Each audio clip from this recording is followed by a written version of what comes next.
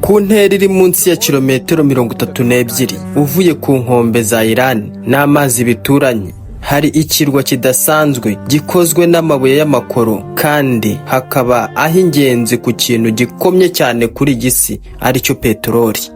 Mbahaye ikaze, tugiye kurebera hamwe iki kirwa kidasanzwe Leta Zunze Ubumwe za Amerika zishaka kwambura igihugu cya Iran. Ese iki kirwa ni ikirwa bwoko ki? Iki kirwa gifite akahe kamaro haba kuri Iran haba kuri Leta Zunze Ubumwe za Amerika? Iki kirwa ni umutima w'igihugu cya Iran. Nkurikira ntucikwe, usozanye nanjye iki kiganiro umenye byinshi kuri iki kirwa cya Iran.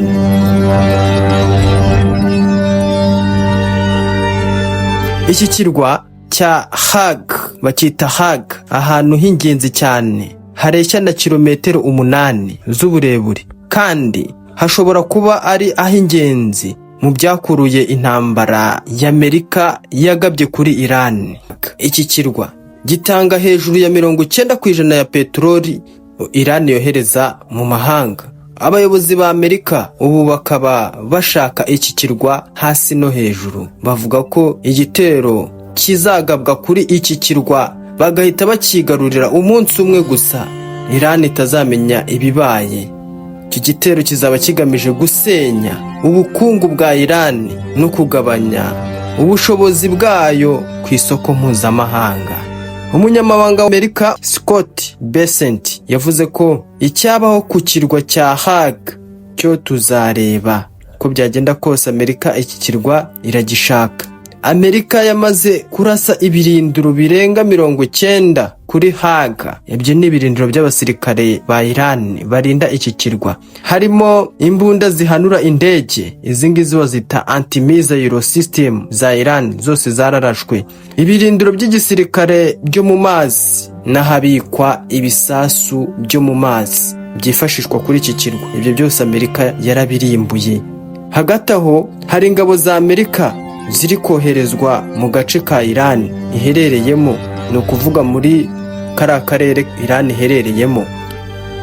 Gusa ababishinzwe ntibarasobanura ikintu nyamukuru kijyanye izo ngabo za Leta Zunze Ubumwe za Amerika, ariko amakuru ahari neza nuko bashaka iki kirwa cya Iran gicukurwaho 90% ya peteroli y'igihugu cya Iran. NBC News ni igitangazamakuru cya Leta Zunze Ubumwe za Amerika cyarashishoje gisanga ahubwo zishobora kuba zigiye kuba ziri hafi ya Iran ngo zizafate kiriya kirwa bitazigoye. Zishobora kandi kuzakoreshwa mu kurinda umuhora wa Hormuz. Uyu muhora wa Hormuz ucamo amato agiye i Burayi, agiye muri Afurika. Mbibutse ko ari nayo mpamvu Afurika irimo irabura ibikomoka kuri peteroli, harimo n'u Rwanda nyine. Ko uyu muhora wa Hormuz wafunzwe na Iran ndetse na Leta Zunze Ubumwe za Amerika zishyiraho akayo zirahafunga. Uyu muhora rero wa Hormuz ntabwo urimo urakora neza, ntabwo urimo urakora nk'uko wakabaye ukora, kubera ko Iran irekura ubwato ishaka, ubwo idashaka ikabufunga, cyane cyane ubwato bufite aho buhurira na Leta Zunze Ubumwe za Amerika. Ese Amerika igabye igitero ku butaka byayihira? Si benshi babibona gutyo. Ni ukuvuga ngo Amerika iramutse igabye igitero mu gihugu cya Iran byayihira? Twandikire muri comment utubwire uko wowe ubyumva. Umwarimu Christian Emery, inzobere mu mubano wa Amerika na Iran, yavuze ko Trump igihe yaba agabye icyo gitero yizeye ko abayobozi ba Iran basigaye bashobora kwemera kumanika amaboko byoroshye. Ni ukuvuga ngo Iran ifite abayobozi batapfa kumanika amaboko byoroshye. Ariko yongeraho ko intsinzi ya gisirikare yaba itizewe na gato, kandi haba hari ibyago byo gutuma ibintu birushaho kuba bibi cyane mu burasirazuba bwo hagati. Ubwo NBC yabazaga ibiro bya Trump White House niba hari umugambi wo gutera ingabo ziciye ku butaka, nta gisubizo bigeze bahabwa. Ikirwa cya Hag ni ikirwa ki? Iyi ni ingingo nyamukuru tugiye kuganiraho aka kanya. Kubera ko inyanja ikora ku nkombe za Iran hasi cyane, ku buryo ubwato bunini budashobora kuhagera, Iran yohereza peteroli yayo hafi ya yose inyuzwa cyangwa bayinyuza mu miyoboro iri munsi y'amazi ijya kuri Haga, kuri cya kirwa nababwiye cya Iran. Iki kirwa kigeze gukoreshwa n'ubwami bwa Iran, ubwami bw'abaperisi mu kugifungiraho imfungwa za politiki hari mu myaka ya kera. Iki kirwa ubusanzwe ubona ko gifite ibintu nyaburanga byinshi nk'imikindo n'amasoko y'amazi, ibintu bidasanzwe ku birwa byo mu kigobe cya Perisi. Hari ahantu mbibutse kandi no mu butayu. Ubundi ahantu mu butayu hakunda kuba hari imikindo cyane. Imikindo murayizi hano mu Rwanda. Hari n'ibisigazwa by'amateka birimo amashusho yanditseho ku nkuta afite imyaka irenga 240, ndetse n'igihome cyubatswe n'Abadage mu kinyejana cya 18.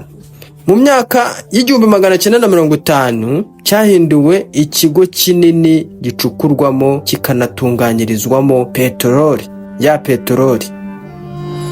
Kikaba kandi kinatuweho n'abantu nibura 8,000. Iki kirwa cya Iran gituwe n'abantu 8,000.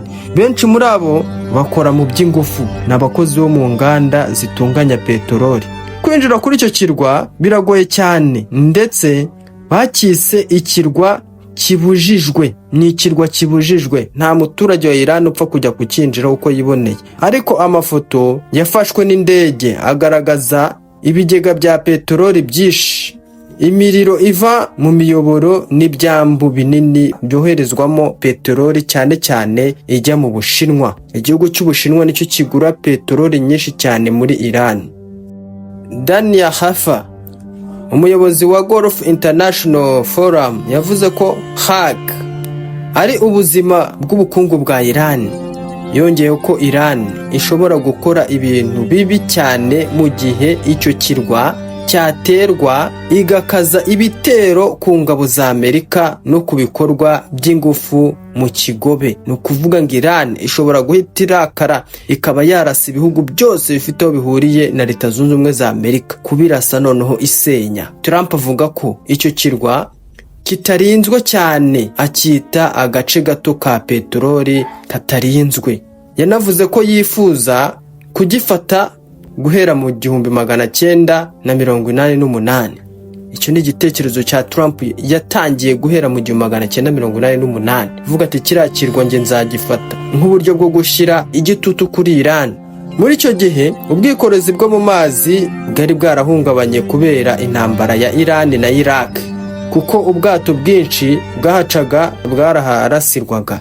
Kugeza ubu biragaragara ko Amerika iri kohereza izindi ngabo muri aka karere, harimo abasirikare 1000 babanuka mu kirere n'abandi 5000 b'ingabo zirwanira mu mazi. Hari n'ubwato bwa gisirikare bwa USS Tripoli buri hafi kugera mu kigobe cya Perisi, bushobora gukoreshwa mu bitero byo gufata iki kirwa cya Haga. Iran ivuga ko iri gukurikiranira hafi ibi bikorwa byose bya Amerika, inatanga umuburo igira iti ntimugerageze ubushake bwacu bwo kurinda igihugu cyacu, ntimutugerageze.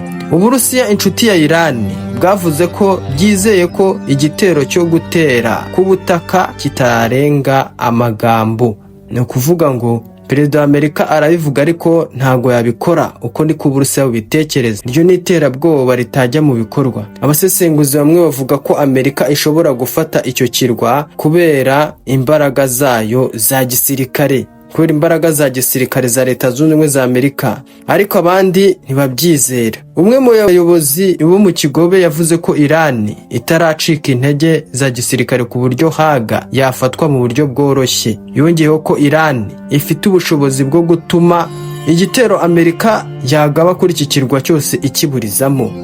Kuri ubu ubutegetsi bwa Iran buracyahagaze cyane nubwo bwagabanutse mu mbaraga. Ni ukuvuga ngo abayobozi ba Iran barishwe ku bwinshi. Ikirwa cya Haga kiri hafi cyane y'ubutaka bwa Iran ku buryo gishobora kuraswaho na roketi, imbunda n'indege zitagira abapilote, ndetse kiri kure cyane imbere mu nyanja, ku buryo kugira ngo ingabo za Amerika zijyeyo byazifata igihe, bigaha Iran uburyo bwo kwitegura.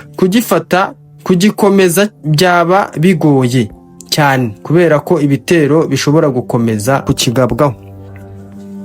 Mu gusoza wa muhanga, Emery yavuze ko icyo cyaba ari icyemezo kibi cyane cyatuma intambara imara amezi menshi. Leta Zunze Ubumwe za Amerika zitekereza ko gufata iki kirwa byaba ari ukurangiza igihugu cya Iran. Ese wowe wadukurikiye muri iyi video mbagejejeho y'iki kirwa kidasanzwe cya Leta Zunze Ubumwe za Amerika, utekereza ko Amerika ifite ubushobozi bwo kuba yagumana iki kirwa cya Iran ikabasha kuba yacuruza iyi peteroli ya Iran byoroshye gutyo gusa? Twandikire muri komenti, ubundi ntukajye ujya kure ya channel yawe, kanda subscribe n'ubu utarayikanda. Dukomeze tubane no mu bindi biganiro byiza tugenda tubagezaho umunsi ku wundi. Ndabashimiye cyane.